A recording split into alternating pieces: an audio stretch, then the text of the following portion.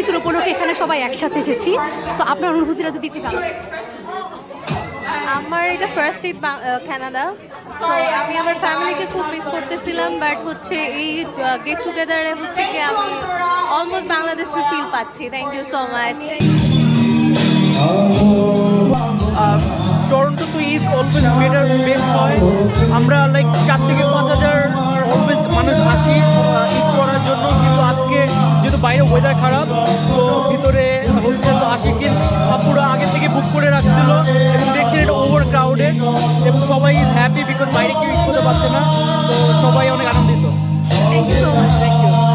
আগামীকাল পবিত্র ঈদ উল ফিতর, এই উপলক্ষে আপনার অনুভূতিগুলো যদি জানাতেন। আমার অনুভূতি একটু খারাপ লাগছে, আমি বাংলাদেশ থেকে আসছি, আমার হাজবেন্ড ওখানে, এখানে মেয়ের বাসায় এসে ঈদ করতেছি, একটু খারাপ লাগছে, তবু ভালো লাগতেছে যে মেয়ে আমার সাথে নাতির সাথে ঈদ করতেছি।